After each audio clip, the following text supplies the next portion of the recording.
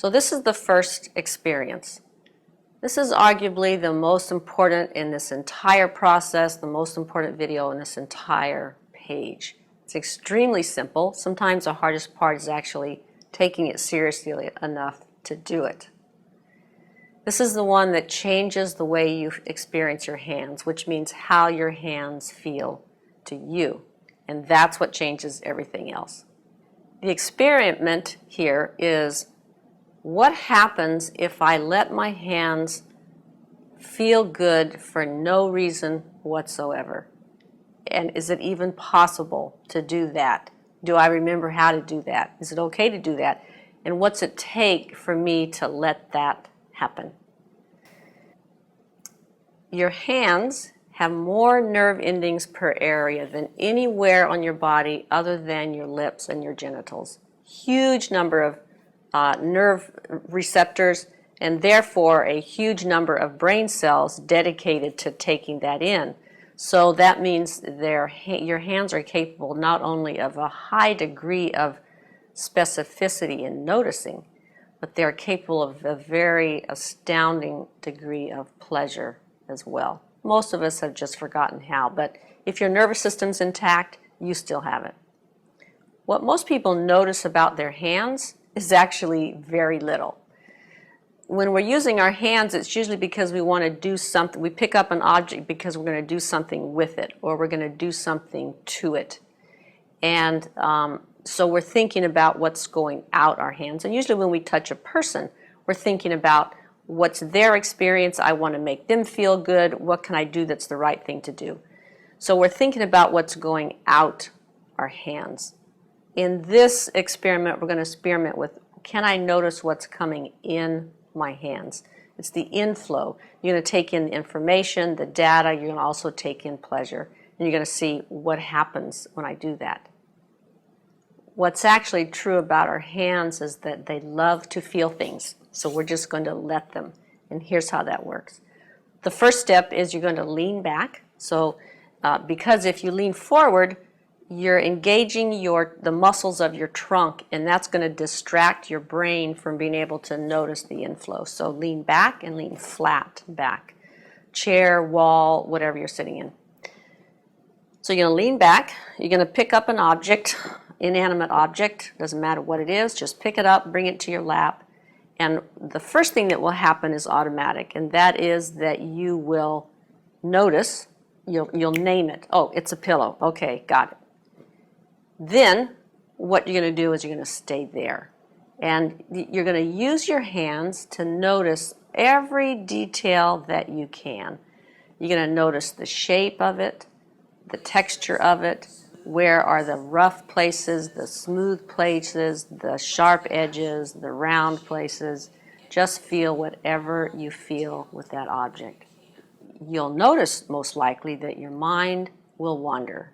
Not a problem, that's its job. You just bring it back to your hands again, and then it'll wander somewhere else. Not a problem, just bring it back to your hands again. So you are choosing to bring your attention right here to your hands, again and again, usually many times. The other thing that you might notice is that the slower you move your hands, the more you can feel. So move your hands very, very slowly. And you also might notice or not that it's usually easier to see what your hands are doing than it is to feel what your hands are doing, just because you're not used to it. So look at your hands and see what they're doing, and then slow them down by half. And see what changes about what you notice. So that's the first two steps. Lean back, pick up the object, you'll name it automatically, and then stay there and use your hands to notice all the details that you can. And then if you stay there a while, the next thing will happen, which is also fairly automatic, and that is you'll begin to notice that it's pleasant. Oh, that feels kind of good. When I move my fingers over this little rumply place here, it feels really pleasant. And if you stay there and bring your attention there, you'll notice that after a while, it feels really good.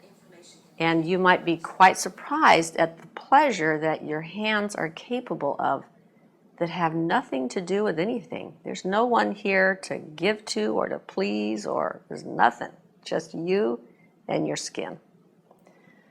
So that's the next thing that will happen. And as that sort of clicks, and that can take anywhere from a few minutes to quite a few minutes, as that begins to click, something else will happen, and that is your physiology will shift. Your muscles will soften, your breath will slow, your brain waves will slow down, your blood chemistry is changing, and you're just settling into this state. And again, that can take a couple of minutes, it can take quite a few minutes. And sometimes it's extremely difficult, and I'll talk about that in a moment. So that's the next thing that happens. And then, sometimes with that, not always, but quite often, there will be an emotional response, which means that feelings will arise that you were probably not expecting. These can be very surprising. And there's a huge range in what can come up. There's also a huge range in how strong they are. So it might be a sense of surprise and relief. Oh, this feels great. I didn't know it could feel this good.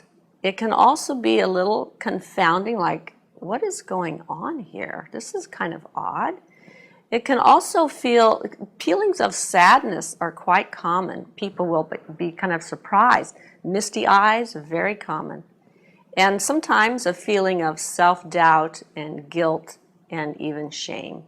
Like, this seems really strange because it's just a pillow, but I feel guilty that I'm having this kind of pleasure. So a huge range with what can come up. It's all fine. And a huge range in how strong the feeling is. So, to review the steps, you lean back, bring the object to your lap, let your hands explore and experiment, let your hands notice everything they can notice. That will shift at some point into a feeling that it's pleasant and it's pleasurable and quite possibly deeply pleasurable. Your physiology will change, you'll sort of settle in, your brain waves will slow down, the world will fall away. Your sensation sort of fills up your entire awareness. And then, sometimes, there'll be an emotional response. I'll talk later in the next video about what's going on here neurologically. It's really kind of interesting.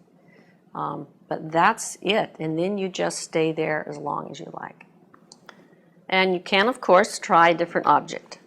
So it helps to put a pillow in your lap so that you're resting your hands on it. And this one is an abalone shell from the Northwest. Of course, it's a completely different sensation. There's sharp edges here, rough edges over here. There's this really smooth, sweet place here. A lot of different textures on this one.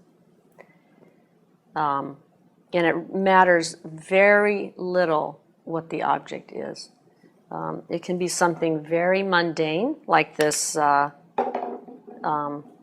This is a remote piece of plastic, but there's these wonderful little round, bumpy things here that feel kind of neat when you move over them. There's this other rough texture on the back. Doesn't matter what the object is. What matters is that you bring your attention to it and that you let your hands find what is pleasurable to them. And it's just a matter of time. It's there. So what can prevent this sort of shift from happening? The main thing is anything you do with your body that feels like effort or that evokes a nervous system response of effort. So if you are leaning forward or if you haven't quite settled back in, your nervous system thinks you're working, so it's not going to let you find the pleasure response. So that's why you lean back, you let your hands rest on your lap instead of holding them up here in the air, and you move them very slowly. The part of your brain that controls your hand muscle movement is a different part of the brain, of course, that takes in the information that you bring in with your hands. And sometimes the engaging a lot of muscle movement will effectively drown out the tactile data that's coming in. And sometimes that's why when you slow down it makes a difference. And sometimes that drowning out is so strong that you have to actually stop your hand moving at all. Just stop it moving and use your other hand to hold your object, and then use the object to caress or scrape or poke or tickle or whatever feels good on this part of your hand. And that's just because your brain's not used to doing both of those at once. It's not a problem. It'll click back in. So those are some of the things that can make it difficult. Using your hands too much can sort of drown it out for you. So there's a huge range in how people respond to this.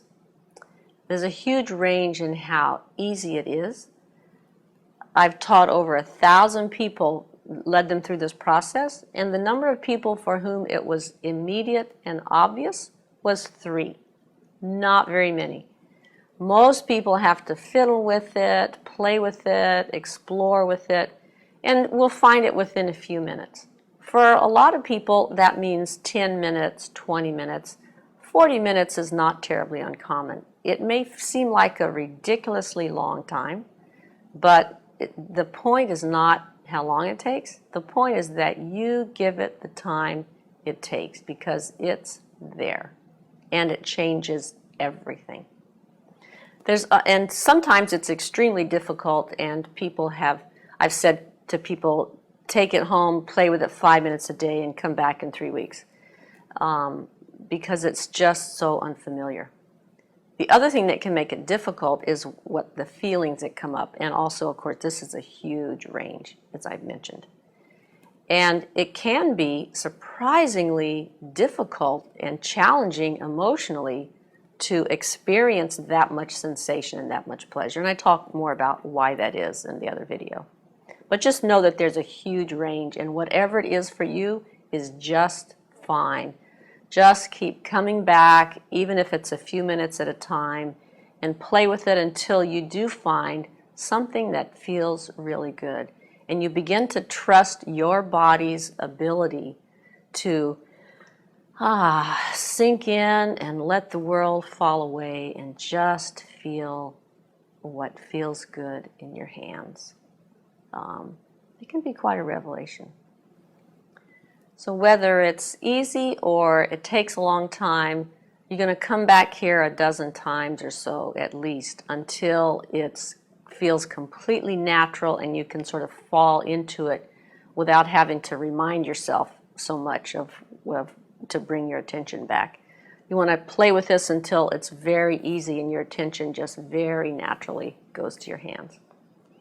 So that's it. That's the first experiment. It's about noticing what's coming in your hands instead of trying to think about what's going out your hands. It's opening the inflow and discovering that your hands are a source of pleasure to you and not just implements by which you accomplish things. And that switch is going to make all the difference. So hope you enjoy playing with it, and I'll see you in the next lesson.